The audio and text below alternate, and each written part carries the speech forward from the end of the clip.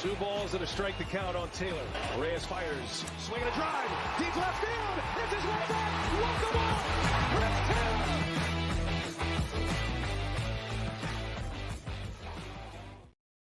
Hi everyone, welcome into DodgerHeads Live, presented by DodgerBlue.com. My name is Matthew Moreno, and joining me again tonight is Blake Williams, and it's our first live show of 2024, and the timing of everything worked out just right, because as we were getting ready to go on with you guys, Jeff Passan reported that the Dodgers are going to sign Teoscar Hernández to a one-year contract worth $23.5 million. Spoiler alert, Teoscar Hernández, Tommy Pham, Andrew Friedman comments were on our planned agenda for tonight, so we were going to be talking a little Teoscar anyway, but now we get to do it. Not quite official yet, obviously, even though Jeff Passan can certainly be trusted. Dodgers still need to kind of finalize the signing, do a physical, I believe make room on their 40-man roster that still is full. But anyway, we can discuss that signing. So 2023 obviously closed strong for the Dodgers. Blake, it's off to a strong start now for them too. How's the first week of the new year been for you? It's been pretty good. Nice relaxing for a bit before the Dodgers decided to break this big news today. So it was nice having that little off time, but excited to get back into it and get the baseball season started here pretty soon. Yeah, we have to give Blake a ton of credit, just pulling the curtain back a little bit for you guys. He wrote the article really quick to get it up published on the website before we sat down. So he's fresh off of doing that. And we want to thank everybody who's joining us live for this show, whether you're on Facebook, YouTube, or Twitter. We appreciate you all. And also, if you're listening after the fact on podcasts, we definitely appreciate that support. And if you are live, I know that you have other options. The Lakers are playing right now. The Golden Globes are on. I know Blake is celebrating a big win for Barbie. I haven't tracked it yet, but I'm pulling for Oppenheimer, so we'll see how that goes. But in the meantime, we can get into some baseball. And as I said, the big news tonight is the Dodgers are signing Teoscar Hernández to a one-year contract, $23.5 million. I should note that also $8.5 million of that salary is going to be deferred and paid from 2030 to 2039. The signing isn't necessarily really much of a surprise. I know, Blake, we've discussed Teoscar Hernández, Tommy Pham, other right-handed hitting outfielders several times on our show throughout the offseason. Andrew Friedman today went on MLB Network and MLB Network Radio, and did an interview, and he basically reiterated what became apparent, and is that the Dodgers were looking for a right-handed hitting outfielder. Blake, I know you just wrote the article for us, but kind of give our audience sort of your immediate reaction to the signing. Yeah, so to start out, when all the Teoscar news was coming out about the Dodgers being the front runners, I didn't love the idea. He was projected to get a multi-year deal from most teams, and for that standpoint, I don't love his profile of signing him. He strikes out a lot, he chases a lot, he doesn't make a lot of contact. But what he does well is he hits the ball hard, he hits homers, and he hits lefties very well. So for a one-year deal, I think that's a massive win for the team. He's probably about a slightly below average defender, maybe average at best with some help from the Dodgers positioning group there. But defensively, you're not going to expect a ton from him. It's more about he's going to come in, he's going to rake against lefties, and he's going to start every day versus righties as well. And he's not going to hit incredibly well versus righties, but he's going to hold his own there. And that's something Andrew Friedman talked about was important for them because they have a very left-handed top of the lineup. So you kind of need someone to break that up there and give them another right-handed power hitter in the middle. So from that perspective, I absolutely love it on a 1-year deal. If they were to go any further, like a 2 or 3 year, even 4-year deal like he was projected, I probably wouldn't have wanted that. And I would have preferred them to go after Tommy Pham or something like that. But for a 1-year deal, I think it's a massive win for the Dodgers. Yeah, real quick before we continue, I do see here who may or may not be Bob Nightingale. He says the Dodgers are using a firm for all these contracts, but also added, I'm not mad at it. I did see Bob tweeting before we came on the show that, kind of calculating what the Dodgers have spent in free agency. And it's obviously over $1 billion at this point, with the bulk of that going to Ohtani. But as Bob Nightingale noted, or maybe Bobby Nightingale, we should call him. The Ohtani contract is certainly deferred, a ton of salary there. They obviously worked out the same thing with Teoscar Hernández. Now, given kind of the at least reported interest in Teoscar Hernández, are you surprised that he's ending up with just a 1-year contract? Somewhat, although I kind of see it as he was coming off a down year. He wasn't his best playing with the Mariners last year. He was an all-star previously and a Silver Slugger Award winner, and then I think he was below an 800 OPS last year, if I remember correctly. So it kind of gives him the ability to reset his value with the Dodgers. Obviously, he's going to be in a stacked lineup, and he'll probably thrive, probably hit 30-plus homers for the team, and then go back in free agency and get a better deal than he would have got this year. I know a lot of people talked about his home road splits, and I do think there's a lot of randomness to that in general. But at the same time, if he wasn't seeing the ball well at Safeco Field or just something like that, like it can have an influence. So getting him out of that ballpark might be beneficial for him. So I think he's really just seeing it as a way to reset his value, get back on the open market. He'll still be 32 next offseason, which he can get a 4-year deal or even 3 years, somewhere around there, and get paid pretty well for it. Yeah, and you just brought up a topic that I was going to touch on, and is Teoscar Hernandez's splits for the 2023 season. He hit significantly better on the road compared to at home. At, I think, did you call it Safeco? Is it T-Mobile now? T-Mobile, yeah. No, which is fine. I mean, hey, we still call Staples Center, right? It's not crypto. I just wasn't sure if I caught that correctly or if I was thinking it. But yes, Seattle, it is a hitter-friendly, whatever name you want to give it. It is, a pitcher-friendly ballpark. I think his splits were pretty drastic. And as much as, for me, I did have some kind of concerns if they were going to end up signing Teoscar Hernández, like you said, to a multi-year deal, especially if it got up to, 3 or 4 years. Because I was also looking at, not only did he sort of struggle this past season in 2023, but 2022 was similarly like kind of some downward trajectory compared to when he was an all-star in 2021. And so for me, I sort of wondered, it wasn't necessarily just a 1-year outlier. Was it, it's 2 seasons where his production hasn't quite been at its peak level. And so if the Dodgers were going to end up committing, 3 or 4 years, that could end up being problematic, coupled with he strikes out a lot, doesn't walk a lot. Kind of, I'll use one of your, like I like to tease you guys, your nerd stats. His chase rate is, I think he's like in the 9th percent or something, right? Like it wasn't great, 13th. It wasn't great. But hey, it's a 1-year contract, like you said.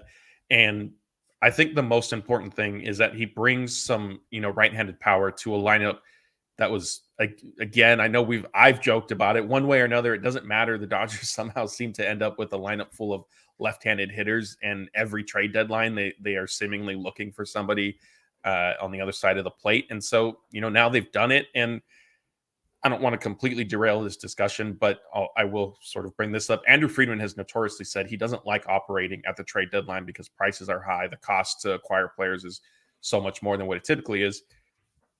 I know the Dodgers still need, probably one more starting pitcher, and we'll get into that, with Dylan Cease, Shōta Imanaga, and some of the other rumors. But safe to say the Dodgers have done pretty much all of their heavy lifting this offseason in free agency.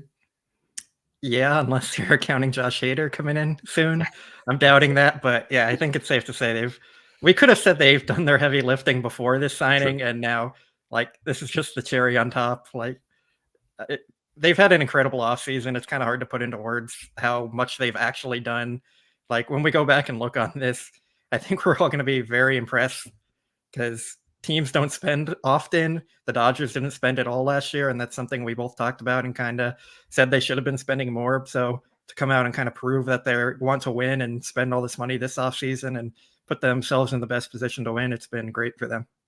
Yeah, that's a great point. Now, I know you touched on it a little bit about Teoscar Hernandez, sort of defensively. What should be maybe expected of him, presumably out in left field? Although he has been playing, I think, right field primarily, definitely the last 2 seasons. And I know that Jason Hayward played some right field when Mookie Betts moved into second base, and I know Mookie's going to be playing second base sort of moving forward. And the assumption was Hayward would be in right field, but if I'm not mistaken, I think the Dodgers, did they give Hayward some time in left field last season? Do you remember? I think he got a few games there. I don't think it was a ton. So whether Teoscar Hernandez is in left field or right field, what can sort of be expected of him defensively? He still has some speed, so he's got range still, and that kind of helps him make up for it. I think he was in the 82nd percentile of sprint speed and 88th percentile of range. Excuse me, he was 57th percentile of range, and he has a strong arm, 88th percentile in arm value. His average throws were 89.1 miles an hour, which ranks in the 78th percentile. So he's got speed and he's got a strong arm. Other than that, he doesn't take great routes, and he's going to need some help with positioning and stuff like that, which the Dodgers do excel at. I mean, we've seen them be fine there with Howie Kendrick playing in left field for the first time in quite a while. So I don't think he's going to be an amazing defender, but he'll be passable enough where you don't have to worry about him and make changes necessarily. Yeah, and I think, kind of hearing that profile and some of those characteristics, it strikes me more. I am seeing some questions, is he a right fielder or a left fielder? I'd be inclined to believe that the Dodgers may end up playing him in left field more than right field, just because, Hayward did get the bulk of his time out in right field, and I thought he did well. I throughout last year kind of discussed on different episodes that he outperformed my expectations, and I mean all around, even at the plate, but definitely as a defender. And so yeah, that's where things sort of currently stand. Again, if you missed it, the big headline tonight is we were just getting ready to come on. The Dodgers are signing Teoscar Hernandez to a 1-year, $23.5 million contract. That does include $8.5 million of deferred salary that will be paid to him between 2030 and 2039. So that's that. There are other topics for us to discuss. And before we sort of continue, I want to do just some housekeeping. We see the big audience we have again for tonight. And just a reminder, if you are new, please remember to subscribe to our YouTube channel. If you're listening on the podcast, rate, review, subscribe there as well. Hit the like button if you're on YouTube. It definitely helps us sort of grow. And your support in this show is important to us and important to that. And we're looking forward, obviously, to a very exciting season that I feel like is going to be here sooner than we know it. And also on top of that, we will try to answer some questions as we're sort of going along if it pertains to the topic we're discussing. But if you have something you want us to sort of bring up or switch gears and talk about, Super Chat is definitely the way to go. We will stop the show and get to that. And otherwise, we will, like I say, answer questions sort of as we're going, and definitely get to as many of them at the end of our show as we possibly can. So shifting gears a little bit, let's talk pitching. And there are a bunch of updates, and we're going to start in the bullpen with Ryan Brasier. So it's reported it's been kind of a quiet offseason for Brasier, and I guess, it's kind of in general also outside of Ohtani and Yamamoto and now Teoscar Hernandez. Like there just hasn't really been a whole ton of significant movement. Like you mentioned, Josh Hader, another relief pitcher, still available. Blake Snell, several pitchers, starting pitchers as well. But there's a recent report the Dodgers are among the interested teams in Brasier, and I don't think it's necessarily much of a surprise. Blake, try to answer this sort of a little bit in a vacuum because I will follow up with stuff. But would you want to see Ryan Brasier back in the Dodgers bullpen? Yes, but like you said, there's going to be other considerations here that is probably going to make me lean more no, but just straight up like yes or no, yeah, I'll take him back. Okay, yeah. So thank you for restraining yourself, because now my follow-up question to you is there even a path for the Dodgers re-signing Brasier? Because this isn't going to be a Daniel Hudson situation where they could re-sign him to a minor league contract right now, buy yourself some time, let him continue recovering from his knee injury. And then if you need to add him to the active roster, you figure that out down the line. If you're looking to sign Ryan Brasier right now, he's going to take up a spot on the 40-man roster. So is there even a way for the Dodgers to sort of pull that off where it would make sense? I mean, if they're making a trade to clear up some 40-man room, yeah. And then they also need to find the terms which makes sense for both of them, because I think Ryan Brazier is going to get a multi-year deal, probably 2 years, maybe 3 if he's lucky, but probably 2. And I don't think the Dodgers are going to be willing to go 2 years for him. They'll probably be more interested in 1 year at maybe $8 million or so on their terms, and see if they can get him back to a place where he thrived. And it would be maybe a situation where they kind of say, hey, you can really improve your market if you come back and have another strong year instead of the good 60 games or whatever, 60 innings, whatever it was with them. Because before he was with the Dodgers, he was very bad. So I think teams are still going to have some concerns there. And yeah, he has the interest, but it's probably not going to be what it would be if he had another strong year with the Dodgers and then went back out on the open market. But I still think he's going to end up signing a multi-year deal with another team. Now, I know how much you love discussing relief pitchers and sort of projecting and all that. So I'm going to throw up this question from BMR 209. He wants to know odds that Brazier will pitch like he did last season. And Blake, I can't think of anybody better to answer this because I know you believe in relief pitcher track records. So how confident are you in Brazier that he's going to be successful again? Like last season, I'm going with 0%. I don't think there's any path where he goes a 0.7 ERA for the full year with the Dodgers.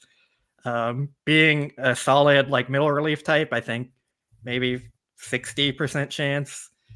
He was really good with the Red Sox in 2018, and he helped them win the World Series that year. And then last year, of course, he was terrible for the Red Sox, and it led to them releasing him. And then he was great with the Dodgers. So you just never really know with relievers. That's kind of the point I've always been on. And I know Andrew Friedman talks about that a lot too. Like the bullpen's the thing that keeps him up at night, is his words there. When he thinks he has a set elite bullpen, it's the ones that perform the worst. And when he thinks he has a bullpen that's going to cause him problems, it's the one that performs the best. So you just never know with relievers. And that's why I wouldn't give him a multi-year deal. And I think the Dodgers are going to follow that same record there and let him go somewhere else so he can sign a multi-year deal and get paid like he pitched for the second half of last season. Yeah, and I think to your point, the bullpen heading into last season, at least speaking for myself, I was comfortable with and confident in. I felt like there were the right pieces there. We saw enough encouraging results from the year before that. And the bullpen ended up being, nothing short of a disaster for the first half of the season, more or less. Credit to them. There were injuries and different factors. Credit to them for sort of getting it back on track by, the playoffs. And unfortunately, it didn't end up making much of a difference, but they did right the ship. But again, it does prove the point you just brought up that Andrew Friedman said, just when he thinks he has it sort of figured out in the bullpen, that's when it kind of surprises you. So I'm not saying that the Dodgers have necessarily done this, but are you surprised? I agree with you. I don't necessarily see a scenario where Ryan Brazier is back with the team. Just one, contract terms, I'm not sure. I think he'll end up getting a more lucrative deal somewhere else. And two, I just don't know how he sort of fits in the current landscape now, short of them really shaking things up in the bullpen, which I'm not anticipating. So assuming that is the case, are you surprised maybe that the Dodgers sort of effectively chose a combination of, Joe Kelly, Daniel Hudson type thing over maybe Brazier swapping in for one of those two? Not necessarily with those names, because Joe Kelly has elite stuff, and when he's on, he's unhittable, one of the better relievers just in pure terms of stuff. And Daniel Hudson's not taking up the 40-man roster space, so I don't think he's really part of the equation as much as just bring him in and see what he has kind of thing. I'm maybe a little more surprised they picked Yency Almonte over him, with signing him to a new deal or giving him his offer or whatever it was. And then there's probably a few other guys I'm just blanking on at this moment, but I think Ryan Brazier just kind of pitched himself out of LA more so than them picking anyone else over him. They just kind of assumed hey, he's going to go get paid somewhere else. So let's just kind of plan to move on there. Yeah. We do have a super chat. It's our first one of the night. So thank you for that. And again, if you missed it earlier, if you want us to answer a question right away or discuss a topic and kind of put our show on pause to do that, super chat is a way to go. And otherwise we will try to answer questions as we sort of go along and or at the end. And so this one is from Blue Line. He says, Teoscar Hernández, 30 home runs this season, over or under? Which one are you taking, Blake? Can I take 30 exactly? Pull this guy here. I'll take the over. He hit 26 last year, and it was a down year for him. So I think he can kind of rebound a bit with the Dodgers. And Dodger Stadium is better for hitters than T-Mobile is, so hopefully that benefits him a bit. Okay, I'm going to go under, but it'll be just under. I think he gets to like 28 or 29, but that's a good 30 is a good bar to set. It could see that certainly going either way. So thank you for that super chat. All right, so kind of wrapping up the Ryan Brazier discussion, like we said, the likelihood of fitting him into the bullpen picture doesn't necessarily appear to be something the Dodgers have a clean path to doing. And it's worth also noting that they still have been linked to Josh Hader as well. And there doesn't seem to be a whole lot moving in his market. And I think you and I, and correct me if I'm wrong, are in agreement or kind of see a scenario where if Hader's market really just sort of bottoms out for whatever reason, that the Dodgers would look to be opportunistic there in adding him. Yeah, I think so. He has the qualifying offer attached to him. So any team that signs him would have to give up draft picks. And of course, the Dodgers already did that with Ohtani. So they wouldn't have to give up the same draft picks that other teams would if they were to sign him. So I kind of feel like if Hader's market doesn't develop, then the Dodgers could say like, hey, come join us for 1 year. Look how stacked we are. Let's win a ring. And then hit the free agent market again when you don't have that qualifying offer attached to you and more teams might be interested and willing to pay you. So I think it's kind of a small chance that happens and not necessarily something I'm going to predict that's going to happen, but I could see it happening. I think it's within the realm of possibilities. So I think that's just kind of why they're monitoring his market and seeing what could happen there. Yeah, makes sense. So let's move on to our next topic. We are sticking with pitching, but now we're going to discuss starters. And I think probably the most intriguing possibility out there is a Dylan Cease trade. And, all indications continue to point toward the White Sox are listening, or at least willing to potentially trade him once maybe the other dominoes fall in free agency and teams become a little bit more desperate for, looking for a top end starting pitcher. And the Dodgers continue to sort of be mentioned among the teams, either, with interest or still in the mix. There've been different variations of the reports of late. And Blake, I know we've discussed Cease a lot this offseason, similar to Teoscar Hernández, but how high or low should Dylan Cease be kind of on the Dodgers list as we sit here, maybe about a month away from spring training? Depends on the White Sox asking price, which appears to be really high. If the White Sox are going to be realistic about it, I think the Dodgers should go all in and get Cease. He would be perfect for what they need for the next 2 years. He'll eat innings, and he's not going to cost a whole lot of money. But the White Sox are being unrealistic with all the reported asking prices so far, so I don't really think it's a real path for them.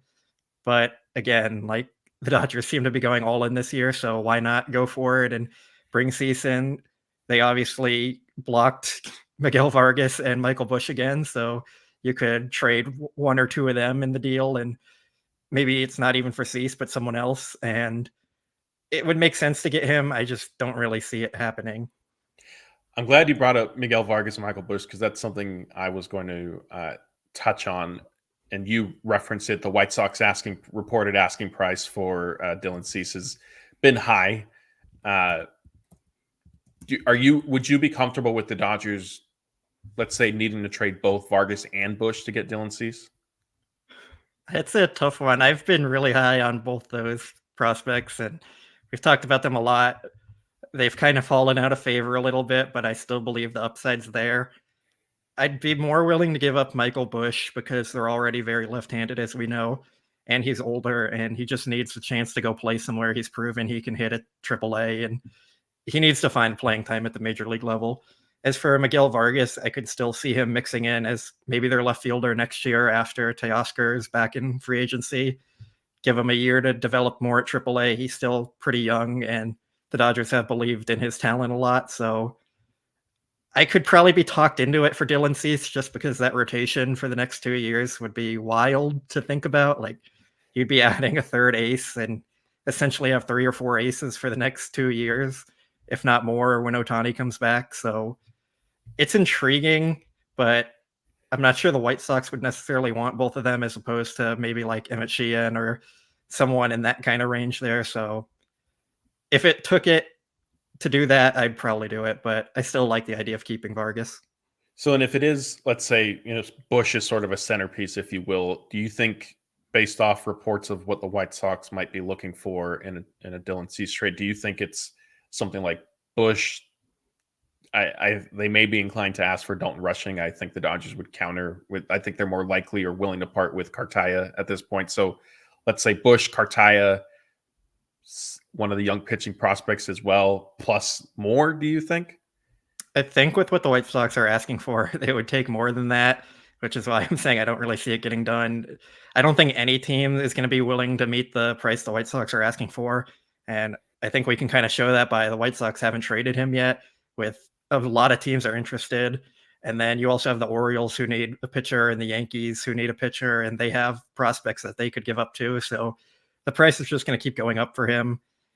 But the price right now with what the White Sox has is too high. So I guess I should say the realistic price is going to keep going up for him. And I just don't see the Dodgers meeting that with the team that they have right now. So real quick, I do need to stop our show because we had a question from Tony. He wants to know, what does this mean for Margot? I assume he's asking about Teoscar Hernández signing. Margot was always going to be kind of a bench bat, out fourth or fifth outfielder anyway, so I don't think it really impacts him very much. But then we did have this quick response from Maddie Man 5 Dodge. She said she was great in Barbie. And again, I know Blake, big Barbie guy. I know they won at the Golden Globes. And so I just thought that was pretty funny. That's a good movie. And we do have another super chat since we are discussing starting pitching trade. Zip code 0. Thank you for being patient with us. He wants to know, is a Jesus Luzardo trade realistic? I think it's more realistic than Dylan Cease, just because I feel like the Dodgers do match up better with the Marlins. But it's another scenario where the cost is going to be very high. And I'm just not sure the Dodgers are going to be willing to meet that cost for a starting pitcher that would essentially be their number 3 or their number 4 starter. So it could happen. The Marlins definitely need offense, and they have a lot of young pitching. So maybe that's a spot where the Vargas and Bush deal lines up really well. And then you could even add in Cartaya or something like that. But I just don't see the Dodgers going for the top of the market starting pitchers right now, because how their team is shaped out, they really just need more of an innings eater than an actual ace to lead their rotation. Now, as best as you can, all things being equal, would you prefer the Dodgers trade for Cease or Luzardo? Luzardo, because he has more team control, and I think they're pretty similar talent-wise. So that's the way I'd go there. I know a lot of people are going to throw out that he's a left-hander and they don't have a left-hander in their rotation, but for me personally, I don't think the lefty-righty thing in the rotation matters all that much. You don't game plan your starting rotation based on the lineups you're facing. You just put out your best 5 and let them go. So I don't think it really matters if they have a lefty or not. Yeah. All right. So thank you, Zip Code 0, for that super chat. And I am seeing some questions as well about Roki Sasaki. He is on our agenda to get to tonight, so just sort of hang with us. We will be discussing him and kind of where things stand. But moving along on the starting pitching front, Shōta Imanaga is still a free agent, and his his deadline to sign is fast approaching on Thursday at 2 p.m. Pacific. And, perhaps related to the Dodgers still being in the mix for Cease, possibly, is that it's been reported that they're also not among the finalists for Imanaga. And as of kind of right now, as we're recording this Sunday night, that group is believed to be the Red Sox, Cubs, Angels, and Giants. So, Blake, just, what are your thoughts on the Dodgers potentially falling out of the Imanaga sweepstakes? Doesn't shock me. It was surprising that they were still in it even after signing Glasnow or trading for Glasnow and signing Yamamoto. So he's going to get a pretty big contract. And I don't think the Dodgers were ever willing to go like 4 or 5 years with maybe around an AV of 17 to 20 million or something like that for what's essentially going to be a number 4, number 5 starter for them. The other teams on the list that you mentioned seem to need starters a lot more. And Imanaga would be a number 2 or number 3 on most of those teams right now. So they kind of have the bigger need to actually go get a deal done. It seems like the Dodgers' interest in him was more just like, hey, we're going to see where his market develops. If it doesn't kind of develop like we think or that he thinks, then maybe we can jump in there and get him for a cheaper deal. But it just never really made much sense for his reported contract. Do you think maybe they drew, kind of a proverbial line in the sand at like 50 million, 60 million? Do you think they had like a set number maybe in mind, or they just sort of anticipated things, kind of getting to a point where they just didn't want to stretch themselves? I'm sure they had their set number. I'm not sure what that was, maybe like 15 million a year or something along those lines. But I think he was always projected to get more. And then even after that, there's also the posting fee with him. So it seemed like they would have had to commit a lot of money this offseason to get him as well. And it just didn't seem really realistic with how their actual team is shaping out. Yeah. So, yeah, I agree with you. I think before kind of the Ohtani and Yamamoto signings, I thought Imanaga was more of a reality and possibility for them, just because I didn't necessarily think they would end up with both players. But look, the credit to Guggenheim and the front office, like they're taking a much different approach this winter, not even than what we saw last offseason, but I think in other years before. Like they've never spent like this, and I think it's sort of justified from the standpoint as you like to remind our readers, our viewers, our listeners that there has never been a player like Ohtani. I think you've described him as the best player ever already, right? The most talented, I would say, talented is more fair. But okay. Yeah. Okay. Most talented player. And, Yamamoto, as much as there are maybe some questions about him, he is 25. He does project to be an ace. So it would make sense that the Dodgers are kind of spending the way that they are. We do have a couple super chats, so let's get to those. This one's from Mattyman5 Dodge. Have you guys seen, and we were just discussing, have you guys seen anything like this offseason?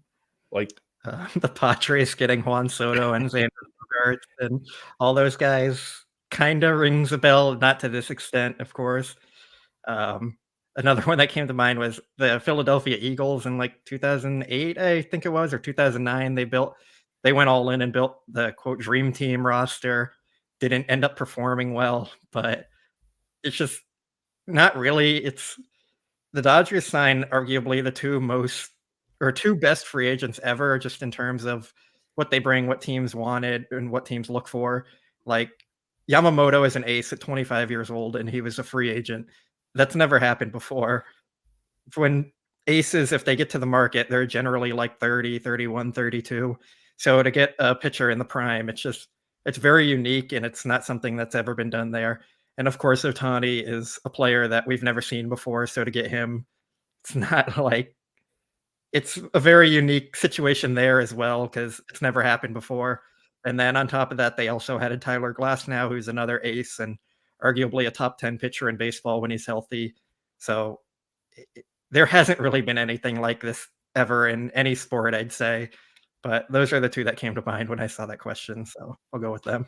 Yeah. And I think Ohtani alone, like, sort of makes this unlike any other offseason, just like you said, the type of player and talent that he is. And then you layer in the contract that he got, both that one, it reached $700 million in total value, and two, that he wanted to defer $680 million of that just to better help the team continue to remain competitive while he's still playing and build out their roster. And sort of related to this question, obviously, because Teoscar Hernández is now part of the offseason the Dodgers are having. Fabian Ardaya of The Athletic tweeted about 5 minutes ago that Teoscar Hernández's contract includes incentives as well. It's $1 million if he wins the Silver Slugger Award, an additional $500,000 if he finishes 11th through 15th in MVP voting, $2 million if he finishes 6th through 10th in MVP voting, or $3 million if an additional, I guess these would all be kind of, or maybe not adding on, but $3 million if he finishes 1st or through 5th in MVP voting. So just kind of a few more details on the Hernandez contract. Any reaction to that?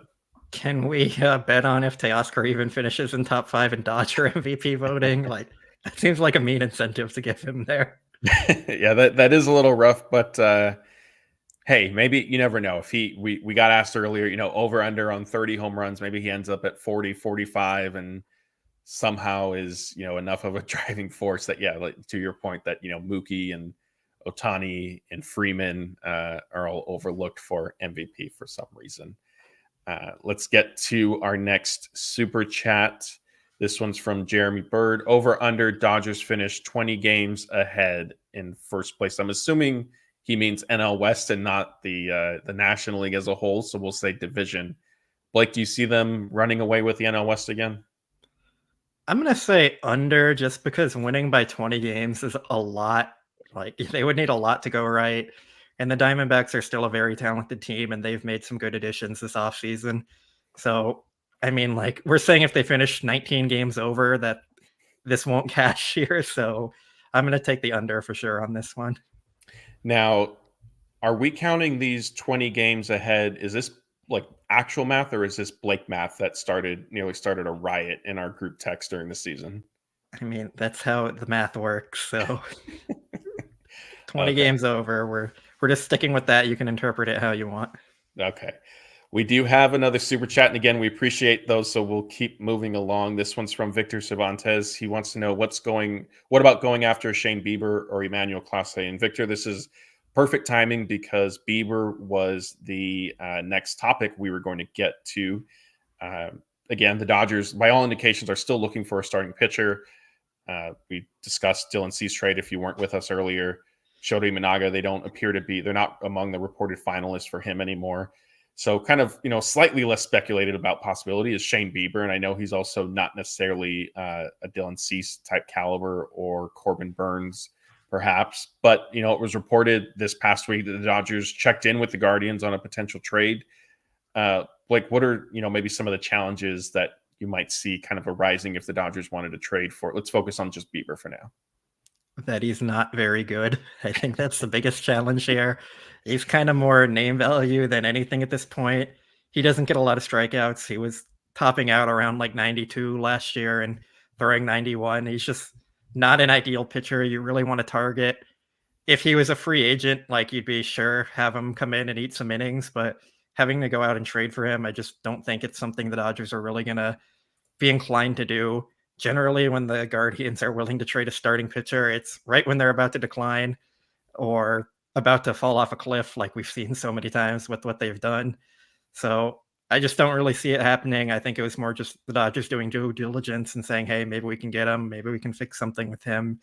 But I just don't really see it happening. It seems like the Guardians waited a little too long to trade him and kind of missed out on that peak time to cash in on him. But unless there is like something wrong medically with him that the Dodgers know about and think he'll get back to being better or something like that, just out of the ordinary, it just doesn't make a whole lot of sense for them because he is just more name value than actual talent at this point, I believe. Would you see a scenario where maybe they could pull off a trade for Bieber and Clase? I think people are very much underestimating the cost of Clase. Is going to be he's under team control for multiple years, and he's young and he's cheap, and he might be the best reliever in baseball when he's on. He has a 103 mile per hour cutter if you don't know about him. So just watch some clips of him and then you'll understand why he's going to cost so much. So I just, like I said, with Josh Hader, I don't see the Dodgers really investing that many resources into a closer like that. I just see Hader as a more realistic option if they're going to get an elite guy because it would just cost money and you could maybe get him on a 1 or 2 year deal, possibly with an opt out or something like that. So I just don't really see a deal for Clase or Bieber coming to fruition. Yeah, I agree. And based on your comments also, you don't see Clase like getting traded just on his own, whether to the Dodgers or any other team. I don't think so, but if the Guardians are going into a full rebuild, which I don't really expect because they're in a weak division, it would make sense to move him because you're never going to get better value for him. But it just doesn't seem like a realistic path that any team's going to trade what it's going to cost to get him. Yeah, makes sense. So I know that we were just discussing Shane Bieber, and now let's sort of turn the conversation to Roki Sasaki, who sort of, I think, is everybody's favorite future target for the Dodgers. There continue to be signs pointing to the Dodgers making kind of an all-out effort to sign him, which I find a little interesting because depending on when Sasaki is posted for Major League Baseball, like there's only so much the Dodgers would be able to do. Like this isn't going to be, like Ohtani was just a real free agent right now, and they could, choose to outspend everybody. There would be restrictions and limits on bonus pool and available international signing money and all that stuff. But Blake, what can you tell us is sort of the latest on Sasaki's front? I know his timeline is fluid. It tends to, kind of change every couple of weeks, I feel like. Yeah, so no one really knows what's going on with him. It's believed he might have the clause that Ohtani had, where it'll allow him to come over to Major League Baseball whenever he wants. Generally, players wait till they're 25 when they would be eligible for Major League Baseball free agency, because if he was to come over before that, he would be limited in what contract he could sign to a minor league deal with international bonus pool signing money, which would probably max out around $5 million for whatever team has the most money. It's similar to the situation Ohtani had, where he signed with the Angels for $2 million in his first year there. So it doesn't make a whole lot of sense for him to come over to the majors before he's 25, which I think would be 2026, if I'm not mistaken, or 2025 after the 2025 season. So I think he's going to wait so he can sign a $300 million deal. But if he does come over earlier, the Dodgers would have to make him an offer through their international signing bonus money. And then any team could realistically end up signing him as well, because the Rays would even be in the mix and the A's would be in the mix, because they don't have to dish out a $300 million contract to get him. But that's all speculation on if he has that clause or not, and when he might want to come over actually. But we do know the Dodgers definitely want him. I think that's pretty safe to say. That's a lot of trust you're putting in the Oakland A's, that, guessing that they would be involved for him. I mean, they got to have someone for Vegas to bring in some fans. That's true. You said Sasaki, if he does wait until he's 25 years old, so that he could just be kind of a straight free agent instead of an amateur one, if you will. You think $300 million, is that like kind of low end on what he would potentially be signing? Because we have to factor in, look at what Yamamoto just received, and this would be multiple years down the line. So conceivably, he should get a more lucrative deal. It's tough because Sasaki has better stuff. He is a better prospect, I'd say, but Yamamoto is already the better pitcher. So if Sasaki keeps developing and improves more, then he should blow away Yamamoto's deal. But if he comes over more similar to what he is now, it wouldn't shock me if he gets below it, because he still has some issues to work out. He needs to develop more. So when Yamamoto came over, he already had 3 MVP awards and 3 of their Cy Young equivalent awards. So he's a very polished pitcher. And I think a lot of teams felt like he's ready to come in and lead our rotation right now. Certainly the Dodgers felt like that.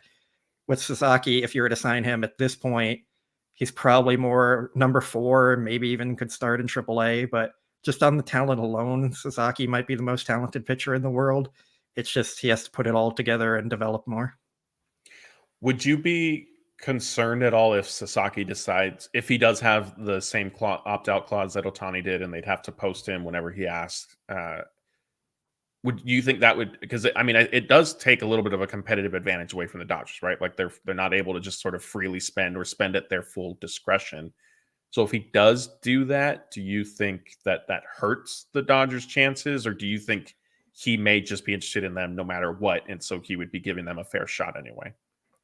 I think it could go either way, because on the flip side of that, the Dodgers wouldn't have the $300 million they could just throw at him, but they're also already spending a lot of money on the team and their rotation. So maybe there's a more realistic path to paying him as well, after already spending $700 million on Ohtani and $300 million on Yamamoto and $100+ million on Glasnow, and then whatever else they end up doing. Of course, they already have Freeman and Mookie's contracts, and they might have to sign Will Smith coming up here soon. So that's a lot of money already on the book. So maybe there isn't enough to add another $300 million contract onto that, where that would end up helping them, that they can't sign him to that and they could get him in their organization.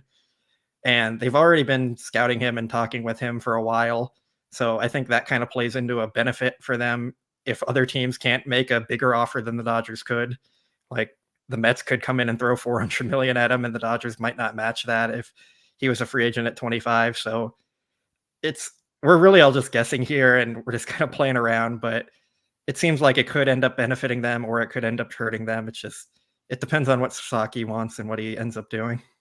Yeah, I think you bring up a great point about the fact that the Dodgers have already established kind of, the relationship in terms of scouting and just sort of checking in on him. And of course, that was the same thing with Ohtani as well. And he still decided to sign with the Angels when he was initially posted. But I don't think it hurts, to your point. And I think also the Dodgers also signing Ohtani and Yamamoto, I don't think hurts their causes. And, if they go out and win a World Series or 2 before Sasaki is potentially posted, I think that could further help their case.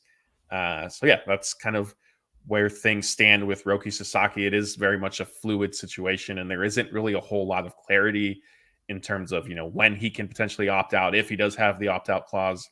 But yeah, I think the one certainty is that the Dodgers are definitely interested. So before we move on, we do have another super chat, so let's get to that. Swaggy C wants to know, where do you think Teoscar Hernandez bats in the lineup?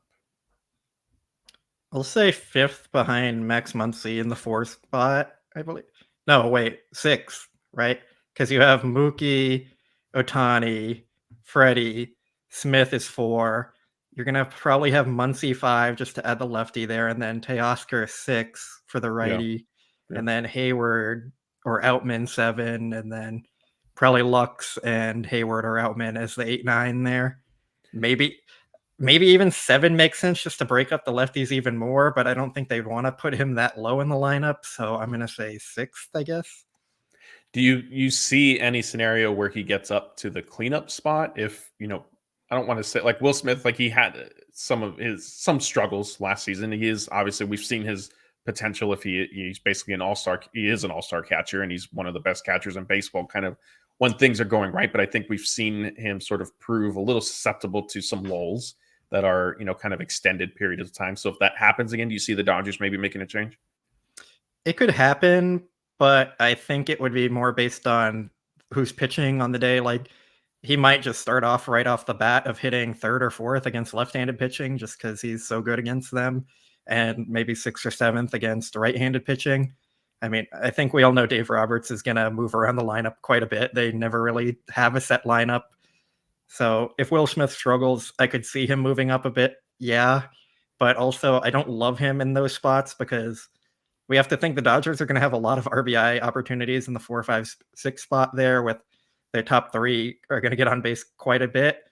And Teoscar doesn't make a ton of contact and he strikes out a lot. So you're kind of leaving potential RBI opportunities on the table a little bit more there with him. So I think he's a little better lower in the lineup for them and kind of breaking up the lefties more. But yeah, I mean, it's an interesting discussion, and I'm sure Dave is going to be thinking about where everyone's going to be hitting quite a bit this season. Yeah, I think what we're going to hear a lot of from Dave Roberts is that the Dodgers lineup decisions are, I think, what he likes to call a high-class problem, and he welcomes those, quote-unquote difficult decisions of trying to figure out where to put talented players in his lineup. I think another thing to consider too with Teoscar Hernandez and where you might place him in the lineup, like you mentioned, if it's the cleanup spot, like there's a little bit more pressure there if you're obviously batting with 2 or 3 guys on ahead of you. In some sense, I'm not saying he may feel this, but he may also feel just additional pressure with coming to a new team, wanting to establish himself, prove himself, whatever the case may be. Do you put, and I mean, I feel like I know the answer to this, but do you put any credence also in the fact that he's going to be switching leagues? A bit. I think there's always teams and players have to learn each other when they're changing, but I think he's also just enough of a free swinger. Like, he's not going to be patient and take pitches and have to learn what pitchers are trying to do to him. He's just going to go up there and swing, and I think that might help him and be beneficial to him moving over a bit more. So at the end of the day, a fastball is a fastball, and that's what he's going to be looking for to crush. So are you saying he's going to be taking the Manny Ramirez approach? Probably, pretty much. He's going to swing at everything. Maybe take 5% of pitches and swing a lot. Okay, all right. I mean, hey, Manny was entertaining.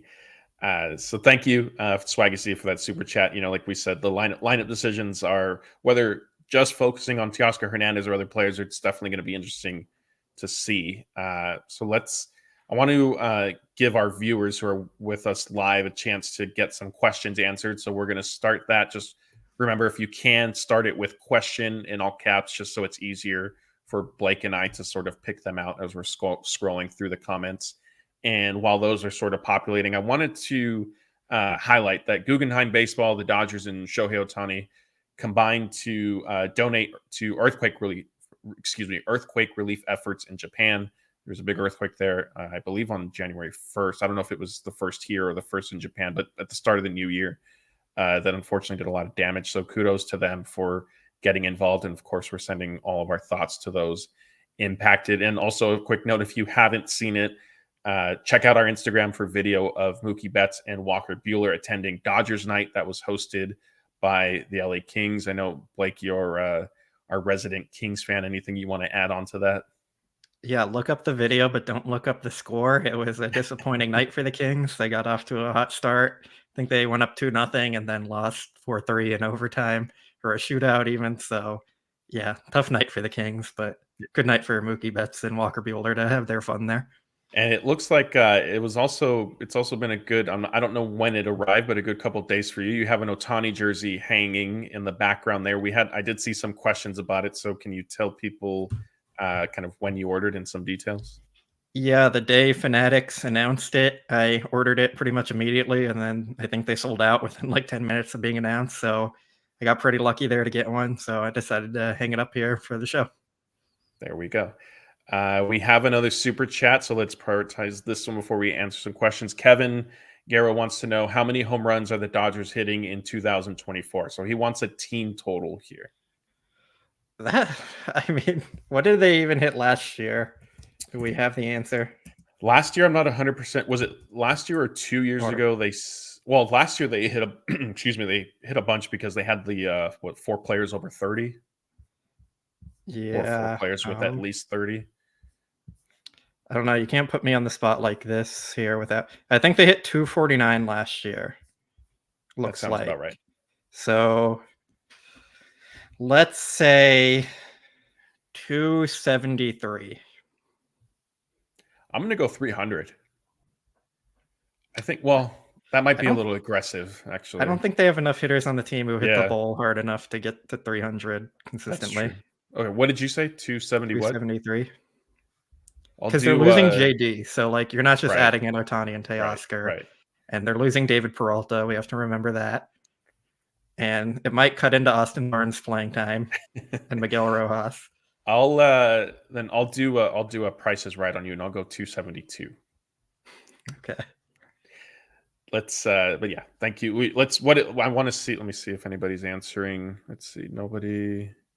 No, if you guys have your picks, your predictions, throw them in and we'll get to those. But in the meantime, let's answer some more questions. I did see one here. THP wants to know, Dodgers don't seem to need another starter, in my opinion. I'm assuming he's referencing starting pitching, which I disagree with. But given that, would you try to get another outfielder? I mean, I still like the idea of bringing in Max Kepler. When we talked about the Jason Hayward signing at the beginning, I wasn't a huge fan of it. I don't think he projects very well, and I still have some concerns with the outfield. We have to see James Outman take another step forward.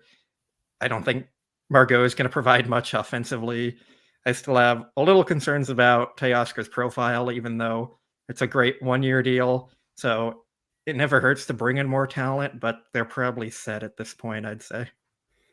We do have some, it's not a question, but some breaking news from Nomo FOMO. He says Oppenheimer won Best Picture. So that's nice to hear. Thank you for keeping... Turtles was robbed. Were they snubbed? Thank you for keeping track of that and letting us know. Let's see. I did see another question in here. That was, so Cheesecake 2022. Again, if you watch us, you know, we touch on food typically at the very end, but he wants to know why there isn't a Tommy's at the stadium. Stuff like that is hard to sort of get to come together. I know there is a Shake Shack, but typically obviously the company needs to want to agree to it. And I think there is also an issue of, if a company does that, then they sort of relinquish quality control in some sense, because then it's taken on by either Aramark or Levy, whoever is kind of the food partner of the team. And that kind of brings about some challenges.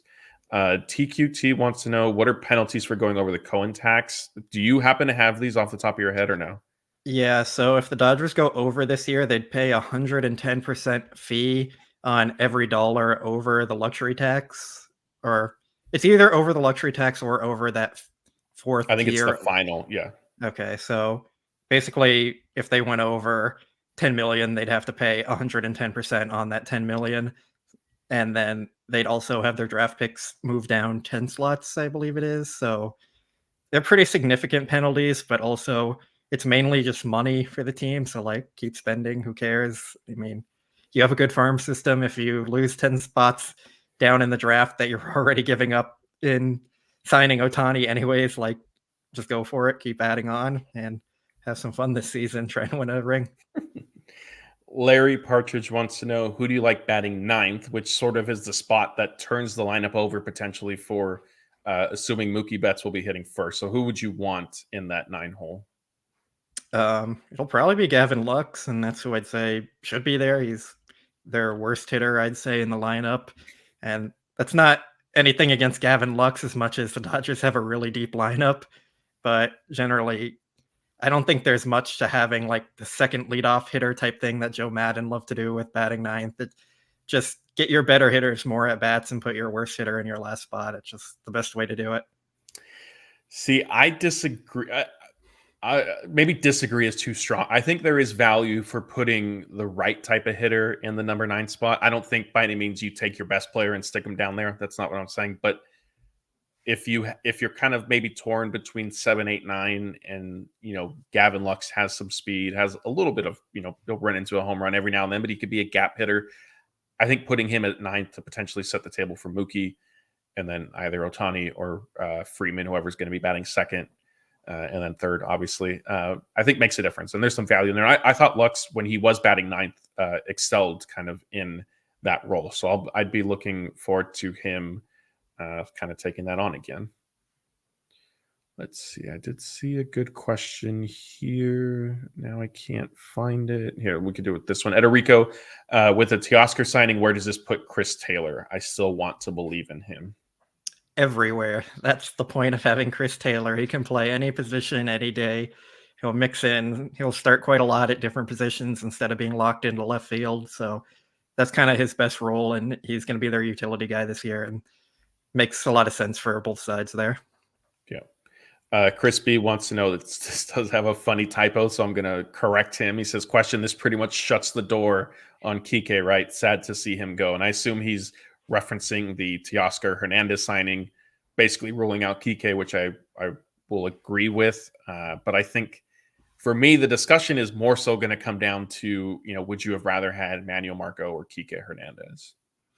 I think with Kike, he's going to sign a starting deal somewhere else. The last report I saw on him was teams are interested in him as a center fielder because he's one of the better defensive options available, and it's a pretty weak class there.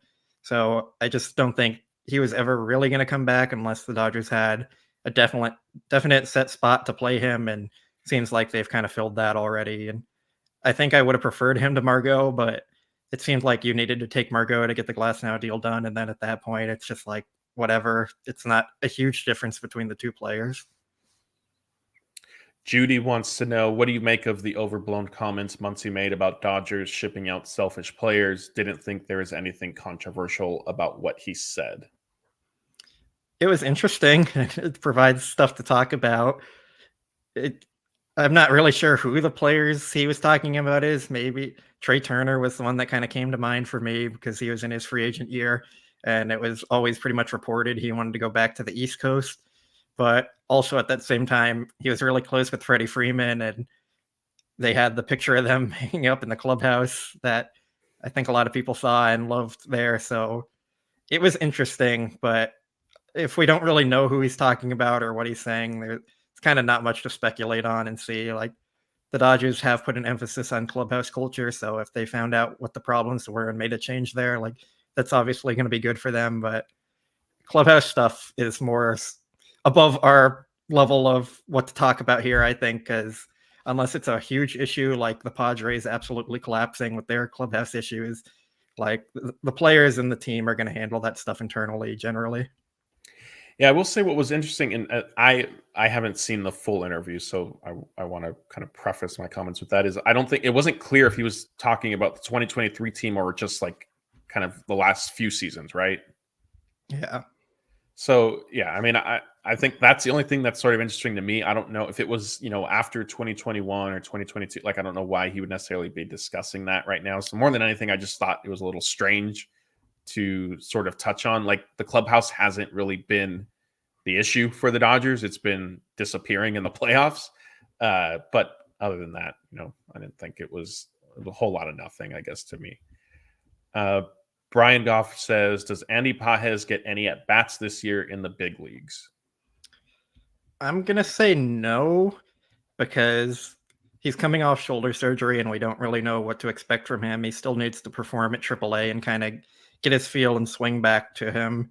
And they don't do the 40-man rosters in September anymore, so it really limits how many prospects actually come up. And I think the Dodgers would probably go get a veteran to fill in like they did with Marisnik last year instead of bringing up Pages and rushing him up. So probably maybe next year replacing Teoscar is their long-term plan there with him. I just don't necessarily see a path this year unless he proves he's healthy and takes a big step forward. Yeah, I agree. I think the biggest thing, honestly, is probably his shoulder surgery. That stuff, players have openly discussed in the past that it takes them, kind of 2 years basically to fully recover from it. And so I think because of that, like you said, because of the 40-man roster stuff, that it's unlikely to see Pages up with the Dodgers this season. We have a few quick ones here that I'll answer just to give Blake a little bit of a break. BMR wants to know, how much outfield do you think Mookie will play next season, which he means 2024. I think it'll be sporadic, maybe a handful of times each month type thing. But of course, unfortunately, if there are injuries or different things that pop up, then the Dodgers will certainly adjust. Senor Free 99 wants to know, the Dodgers have room on the 40-man roster. They do not. It is still full.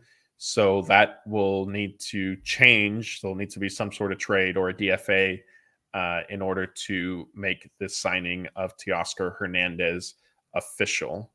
That's going to be a tough decision. I'm looking at their 40-man right now, and like maybe Gus Varland is the last man on it, and he has good stuff. So I think they'd be hesitant to get rid of him. And they just re-signed Ricky Vanasco this offseason, so seems tough for him. And yeah, they have a very deep 40-man roster. Yeah, and that's, we haven't touched on Clayton Kershaw, but assuming that he potentially comes back, that's another spot you're going to have to clear it. Basically to sign him, unless he decides to delay his actual decision into, the start of the season or something, which I don't fully anticipate. But that is another spot you would have to free up. I am seeing, go ahead. If he signs when spring training starts, they could start putting guys on the 60-day IL, and then they would open up 40-man spots, and even Kershaw directly signing to that. So yeah, that's true. And maybe that's what they end up doing. And he gets the best of both worlds, because he could, maybe do the bulk of his rehab out in Texas with his family. And then once he's ready, maybe come back to LA. I am seeing kind of referencing Max Muncy's comments. There's a lot of guesses for Max Scherzer, which I suppose I could see that fitting the description. But again, more than anything, I just thought it was kind of odd timing to bring up something like that.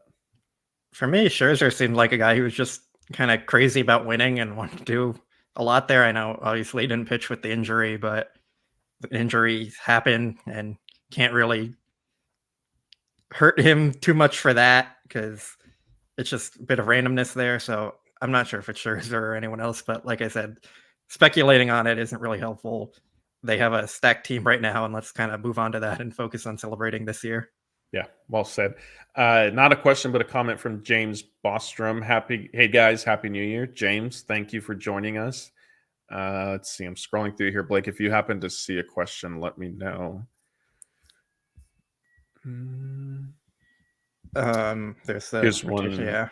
Yeah, Family Life wants to know, what do you think the pitching rotation will look like in 2025? So he's looking forward one more year, not quite this season yet, but ahead to 2025. Ohtani and Yamamoto are going to be at the top with Glasnow, of course. Bobby Miller in that 4 spot, which is kind of crazy to think about there. And Brandon Woodruff. There's my surprise signing this offseason that they're going to get him back and get him healthy for next year. It's another kind of buy low thing. And then, of course, they also have Emmett Sheehan. I think might be kind of referring to Walker Buehler here. I don't really see him coming back. I don't see a path for that. So yeah, that's my answer there. I like the Woodruff mention. I think I'm a little surprised that he hasn't signed with the Dodgers at this point, just because I know a lot of us agreed that was a typical Dodgers Andrew Friedman move. Sign him for 2 years, let him rehab the first year, obviously, and then get him back and kind of bet on the upside. Maybe there's some sort of gentleman's agreement or something in place, and they're just waiting for the order of transactions to take place or something like that. We'll answer a few more. It was kind of slowing down. So if you have any final questions, be sure to throw them into the chat. And again, just start it with question in all caps. It makes it a little bit easier for us to spot. Blake, I know you sort of just touched on some of this, but GI was asking if there isn't a trade, is there kind of a DFA candidate? Gus Varland is probably the guy, and he had pretty good stuff, the stuff plus rating that was fairly high last year. And I don't think the Dodgers would love getting rid of him, but it's just one of the scenarios where they have a very stacked 40-man roster, and you're going to have to make some cuts that are going to hurt a bit. We've seen them do it in the past a bit.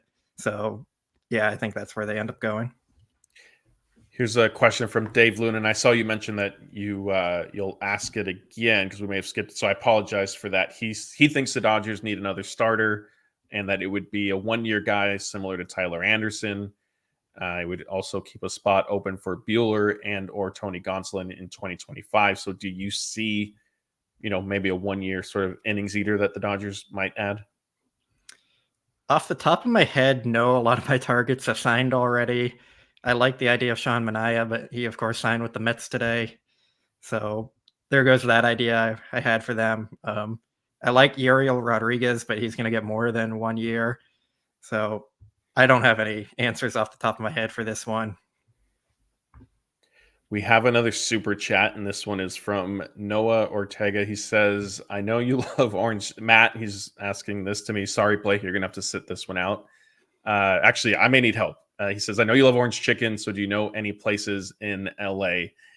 And at the risk of setting this live show and chat on fire, I like the orange chicken from Panda Express, and I've tried it from other places, and I not necessarily like authentic places per se, but I haven't liked it as much. And so when I want orange chicken, I go to Panda Express. So I've had no mofomo. I've had it from PF Chang's. I don't think it's as good. I think Panda Express has better orange chicken. Blake, if you have any suggestions to help maybe save this, although I am getting some support. So I mean, Panda Orange is fine. It's just like you can't name that as your place to go when someone's asking. It's saying, hey, go get a Big Mac. It's this great burger. You're going to love it. So here, Judy's recommending, I haven't heard of it, but 99 Ranch Kitchen is fire, she says. No, that was the wrong one. Let's see. There's a place near me called Wong's Walk that I like, and another one called Super Walk. I like. They're both near Northridge, San Fernando Valley area. So too far. Yeah, for you, but it's at LA, so we're excluding you here. Yeah. So sorry, Noah. I wish I had a better answer for you, but if you do need orange chicken, just the Panda Express, there are plenty of them around. So just go check that out. Let's see what else. I did see a couple other questions coming in. Carlos wants to know how much leash will Dave Roberts get?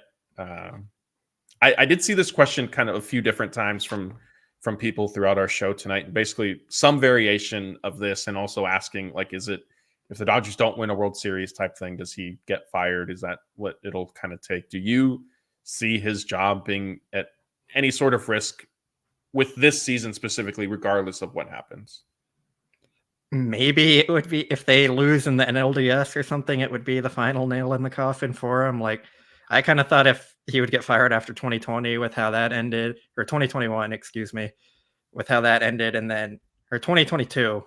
Yeah, I'm all messed up on my dates. And then last year, of course, he didn't get fired after that disappointment. So the last 2 years, if he didn't get fired after that, I don't really see him getting fired if they fail again this year. But also the expectations are far higher this year. So maybe there's a path to it if they lose in the NLDS and miss the NLCS again. But they just seem to have a lot of trust in him and like him. The front office isn't going to be quick to overreact to small things. They're even just like a series. Of course, the playoffs are heightened, and I'm not trying to say the playoffs are a small thing, but it's a small sample where anything can go wrong and anything can happen. And it's not usually the manager's fault when that happens. Like, the offense failed to hit last season, and that's why they lost. It wasn't really Dave Roberts' fault there. He's not telling them, like, go hit or go not hit. Like, that's not what he's doing. So I just don't really see a real path to it unless there's a pretty massive disappointment this season and they miss the playoffs or something.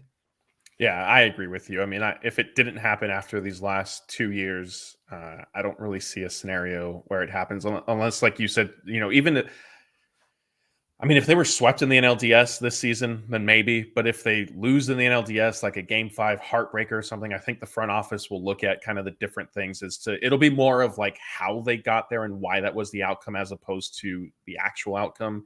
Now, if they lose in the NLDS this season and next season, then maybe at that point, it doesn't matter how it happened. They may say, okay, like enough is enough. But yeah, I mean, I think Dave Roberts has plenty of job security. So we do have, this isn't a question, but Spacebound to the Moon says that I would be saying Taco Bell has great Mexican food. This is, of course, piggybacking off of my recommendation of getting orange chicken from Panda Express. I would not say that. I would say if you want Mexican food, go to Del Taco, of course.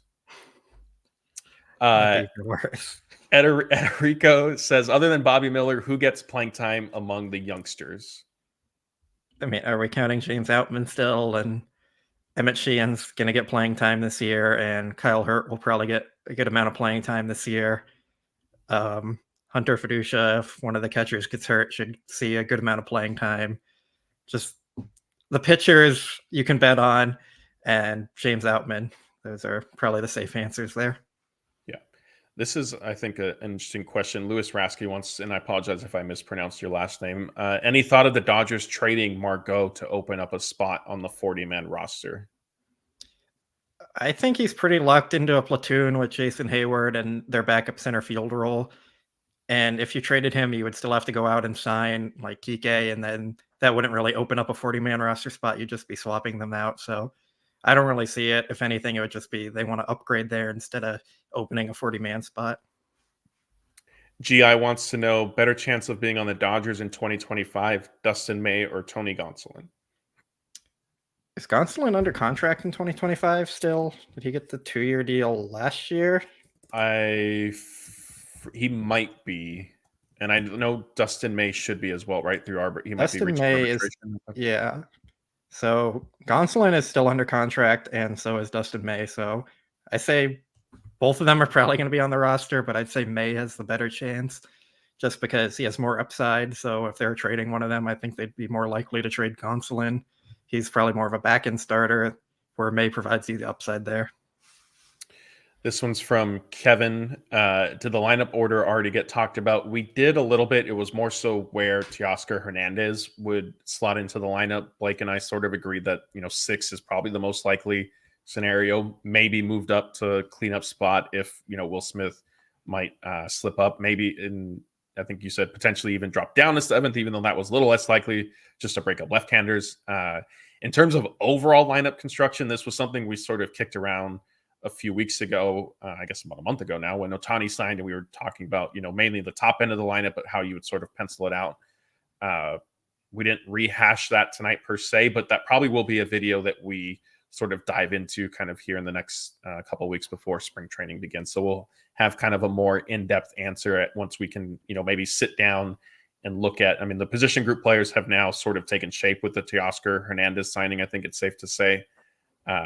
But figuring out kind of the lineup stuff. And I know Dave Roberts was it Ohtani's press conference when he was asked about the lineup and where Freeman would hit and all that? Yeah. Dave did say that Ohtani, Freeman, and some other players were working out at the stadium, and that Freeman, kind of put him on the spot in a lighthearted nature and said, hey, what's the lineup order going to be? Where am I hitting type thing? So it is, like I mentioned earlier, Dave Roberts likes to call these decisions his high-class problems that he sort of embraces. We have another super chat from Justin Sutterfield. He wants to know, if the Dodgers don't sign Josh Hader, would you like to see Matt Moore or Aroldis Chapman as a left-handed option? I love the idea of Matt Moore, and of course I have to make the joke about him blossoming into one of the NL's top 10 pitchers if he joins the Dodgers. But he was elite for the Angels last year, and he would probably be the best lefty in the bullpen if they signed him. And I know a lot of people are very down on Vesia and Ferguson, but I think highly of them still, and I think the Dodgers are on that same boat. But I do think Matt Moore is someone who would intrigue them a lot. I don't see them going after Chapman at all in any universe. They, of course, had the trade for him in, I think, 2015, and then it came out about the domestic violence stuff there with him, and they ended up backing out of the trade. So I just don't see any path for Chapman joining the Dodgers. Yeah, so we have 2 questions here that I'm going to group together, and I'll answer, and then Blake, you can give me your thoughts. So Steve wants to know who's the backup to Max Muncy at third. I would guess that it's probably Chris Taylor, maybe Miguel Rojas. Michael Carrillo then says, who can we salary dump now? I would put Chris Taylor in that conversation, although I don't know. The Dodgers may need to eat some of the contract just because of some of his struggles, but Blake, just kind of those 2 questions that we threw together. What are your thoughts? Taylor is probably the top option there right now. And then with Vargas and Bush still here, they might mix into that as well. Also, I expect at least one of them to be traded at some point. So probably be Michael Bush getting traded. So I'll say Vargas would probably be third on the depth chart there. And then regarding salary dump, I'm not really sure I see anyone as a potential salary dump. I think Chris Taylor's kind of locked into that utility spot role. And if they were to trade him, they'd probably need to go sign another utility guy because they don't really have another person like him on their roster. I don't think we necessarily want to see Miguel Rojas taking all of the at-bats Chris Taylor would end up getting. You're kind of downgrading the lineup there a good amount if you do that. And they're all in on winning this year. So why not just keep Taylor around? He's a quality backup to have. And I think any team would be happy to have him as their top hitter off the bench. So just doesn't make sense to trade him, in my opinion. And I think, kind of to spin off of that, it's important to note, like, the Dodgers don't have to shed any salary by any means. Yes, it would, maybe help with some of their ultimate luxury tax bill that's going to come due at the end of the 2024 season, but it's not like fully. If they needed to shed salary, I don't think they would have signed Ohtani and Yamamoto to these contracts and then said, okay, we'll try to figure it out later. I think they went into those transactions sort of knowing, if we do this, our bill and our penalties are going to be this, and they're comfortable with that. But sort of related to that discussion, Rod wants to know, isn't all the deferred money going to be a problem someday? And I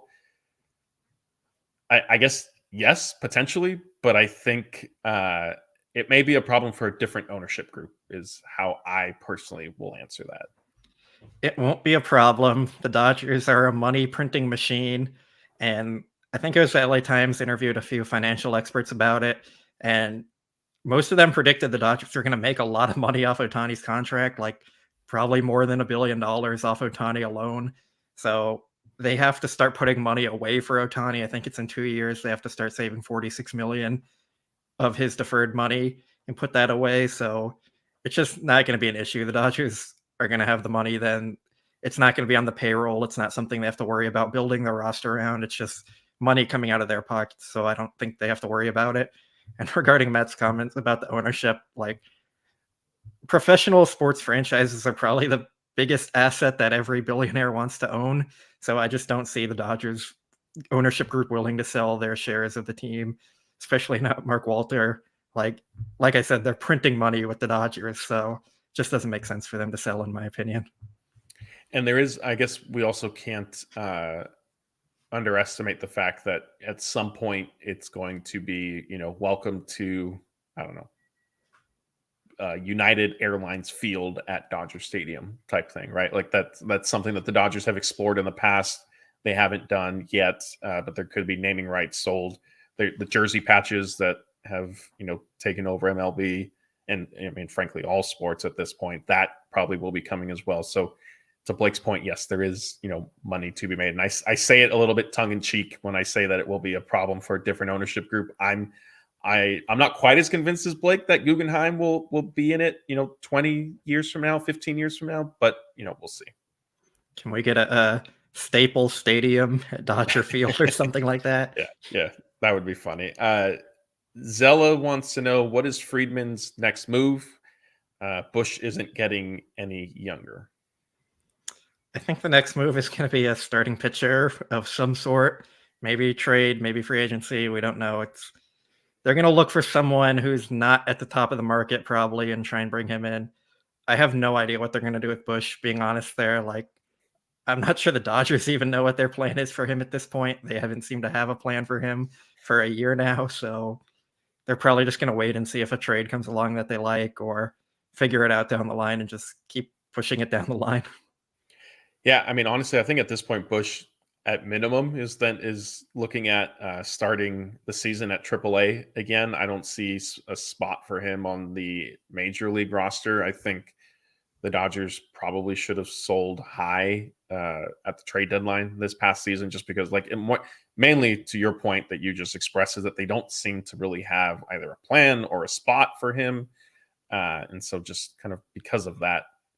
Go ahead. In all fairness, he could have been in their offer for Erod, so Sure. we don't know about that. Yeah, that was interesting. That stuff never came out, which I thought was kind of odd. That this at least one or two of the names, because stuff like that. I mean, everything. Jeff Passan, nothing is safe from him. Sermon King wants to know: will Bieber and Class A be a realistic trade for the Dodgers? We did discuss this earlier in our show. The sentiment is no, not really. Bieber potentially, I guess, on his own, but as Blake brought up, at that point you're looking at kind of what type of caliber pitcher he still is at this point and moving forward. With Class A, he's under team control at very cost efficient terms, on top of being very talented, and so because of that, the cost to trade for him just isn't likely. Let's see. So we're winding down, but you guys keep coming with good questions, so we're staying on here with you. Laura has a super chat. Thank you for that. She says, I hate the thought of defacing our uniform with a patch. It's too late. They already have the Nike logo on it, and it's awful. Nike jerseys are the worst. Like, get rid of Nike as soon as possible. They're ruining the jerseys. But yeah, I don't love any patches on jerseys. Yeah, I think the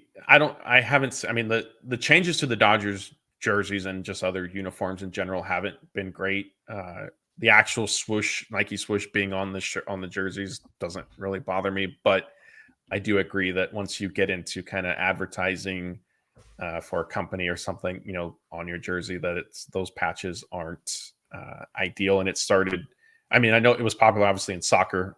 I'm not a soccer fan, but once it came, like, it really hit me once it came to the NBA and those teams started wearing them. I thought, oh man, this is strange. And then it obviously quickly became the norm. Zella kind of has a follow-up question. Do you think they will get a patch? I think so. She thinks they might get some big offers from Japan. So Blake, let's do this as we're kind of winding down. Let's assume the Dodgers are going to do a jersey patch at some point. Who would you want it to be? Not who you think it'll be. Who would you want to see advertising on a Dodgers uniform? It would be hilarious to have a Disneyland one, especially because that's the Angels thing. Like, they're the Disneyland team over there. So, like, taking Ohtani and then taking Disneyland from them, that would be hilarious. And also, like, I don't want any patch on there, so at least make it funny if they're going to do one, I guess. Like, I have no idea. It's hard to answer because I really don't want any patch on there. Well, lucky for you, our chat has better suggestions. Nomo Fomo says Philippe's. Noah Ortega says In and Out and the logo being blue. This isn't a bad one. City Boy Chad says 76. Obviously, the old iconic gas station that is out there. We have BMR's guessing a Japanese airline.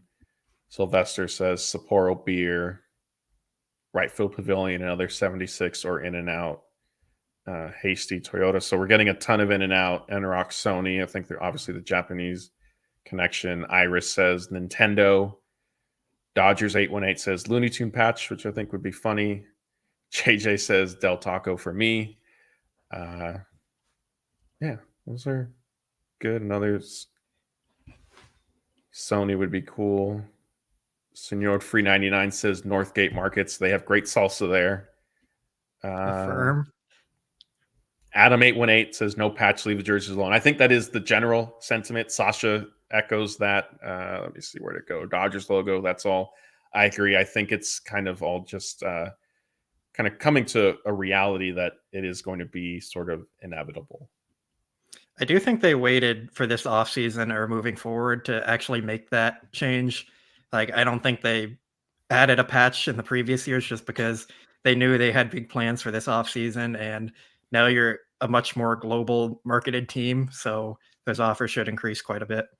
Yeah, definitely. And as to, Zella's pointing out that Disney would go with the logo style, that is true. And Blake, I'll reluctantly give you an opportunity to remind our viewers of what Disneyland Dodger Stadium crossover already exists. Wait, what am I missing? Now it's slipping my brain. The Dole Whip. Oh, right. Okay. Yeah, on Top Deck at Dodger Stadium, they sell Dole Whip, and we reported that last year. Found out about it. I had no clue, but it's the same one they sell at Disneyland. Surprisingly, or I guess unsurprisingly, more expensive than Disneyland's, but you get the plastic helmet. So, I mean, I guess it's okay value comparatively, but I think it's always a little better at Disneyland. Yeah. So yeah, BMR. Yes, he's asking. They sell Dole Whip. They do. Like Blake, Blake did an investigative Big J journalism piece for DodgerBlue.com. Pictures, complete details, everything you need was in his article. And I know Blake. Yes, he enjoyed doing that. So we're still getting. We got the Avengers patch. You didn't wear your Iron Man helmet and glove like you said you were going to do? I know. The helmet I thought would have been a bit much. The glove would have made it a little hard to kind of scroll and host and stuff. You can see it here. The glove, well, let me point. There we go. The glove is there. The helmet is supposed to be on display, but it didn't fit. It's a little bit more narrow. The lamp is more narrow at the top. So the helmet right now is underneath, but we might be working on a fix for that hopefully soon. I did see something. Oh, here we go. Bob Nightingale with, still sticking with us. He says they'll get an Angels patch since Artie Moreno wants to be in Los Angeles so bad. So I don't know. We'll have to talk to Bob off air to see if maybe that's sourced information he has or, just kind of speculating there. Let's see. I think that's probably going to do it. Blake, did I miss anything? There's the one about the Red Sox trade there. Who asked it? Joe Torre. Oh, yeah, here we go. Joe Torre. Jansen and Yoshida for Margot and Almonte. If the Red Sox pay down their contracts enough, would you do it? I made a real quick before you answer. Our kind of running joke through our Twitter account has been, anybody related, connected to the Dodgers or not, we would just tweet like, so and so. So in this case, Kenley Jansen, you are a Dodger. When I think there are reports that the Red Sox might look to trade him, and there was a ton of pushback. A lot of people did not like that. Which I was a little surprised by. I know that Kenley has had some of his struggles, but I think he's done okay the last couple of years. But that's shocking. But anyway, back to Joe Torre's question. Would you do it? I don't think the Red Sox would do it, and I don't even think Yoshida is good. He was less than a win player last year, and he's basically kind of an all batting average guy, not good defense. So I just don't really see a fit for him on the roster, and I don't think that would be enough to get those two guys from the Red Sox to begin with anyways. So I would take Kenley back. I just don't really see that type of deal being a fit there. Yeah, Nomo Fomo apparently needed to be reminded that, yes, Yency Almonte is still on the team. He was tendered a contract at the November deadline, so he was eligible for arbitration. And right after, or like right at the same time as the deadline or the next day or something, it was reported that the Dodgers had agreed to a contract with Almonte, a one-year deal for this upcoming season. And it actually crossed my mind the other day because they never, like the Dodgers themselves never like really confirmed that. But yes, Almonte is under contract and he's eligible for arbitration. So that was kind of how and why. Dawson Smith, he's asking who's off the 40-man. I saw this asked a few different times. The Dodgers 40-man roster again is full. They will need to make a move in order to finalize the signing of Teoscar Hernandez and make that official. He has to take his physical, do all that stuff. And so we're looking at potential DFA scenario unless maybe the Dodgers end up completing some sort of trade where they send out, maybe multiple players from their 40-man roster to perhaps get a starting pitcher that I think they still sort of need anyway. I think that's probably going to do it. What type of package would it take to get Dylan Cease and Luis Robert? To answer that quickly, more than you're willing to trade, essentially. The package for Dylan Cease is already very high, and adding in Luis Robert to that can make it even higher. I think you'd probably have to start that deal with Bobby Miller or maybe James Outman and build on it from that. So I don't think the Dodgers or any of us would be comfortable with them making that kind of trade. Yeah, and I think also, at this point with Teoscar Hernandez, I understand Luis Robert is a talent in his own right, but the need there isn't there isn't as much of a need, right? Is that fair to say? Yeah, Luis Robert is essentially like a younger version of Teoscar Hernandez already. A very free swinging, right-handed hitting outfielder with pop. So I'm just not sure the Dodgers have the spot for him now, especially with Hernandez on the team. Yeah. All right. So let's end with this one because I know we were touching on food at various points throughout the show. But as you know, if you've been with us, we like to end with some food discussion just because it's fun. It brings about some entertaining opinions and takes. And this one is from our good friend Bob. He wants to know Wiener Schnitzel or Arby's. So this is his debate with John Heyman, right? Because Heyman's always hyping up Arby's on Twitter. So I'm guessing they're arguing about it and want our opinion as the experts here. So I'm going to go with Arby's because Wiener Schnitzel is not very good at all. You can get much better hot dogs if you're going the hot dog route. And Arby's has a few good things. I like their curly fries. So I'll go with Arby's. But I don't really go to either of them. And I'm not a huge fan of either of them.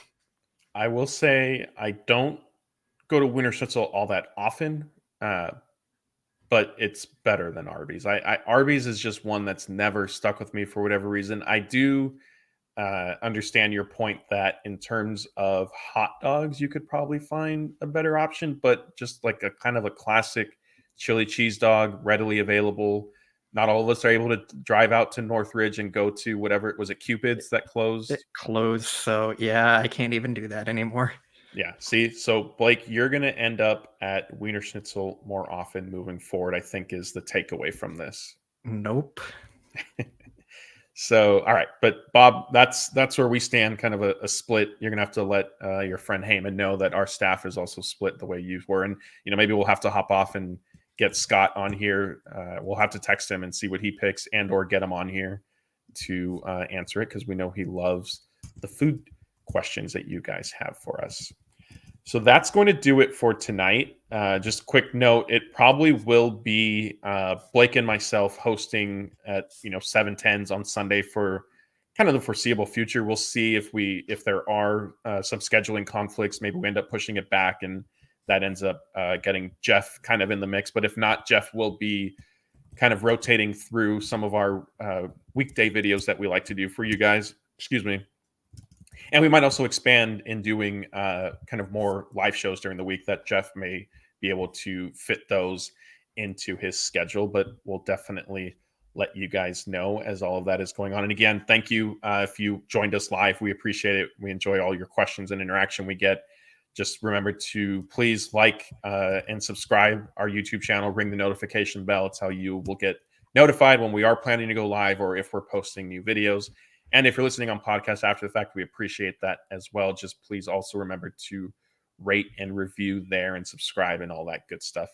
So again, I'm Matthew. That's Blake. We'll see you next time.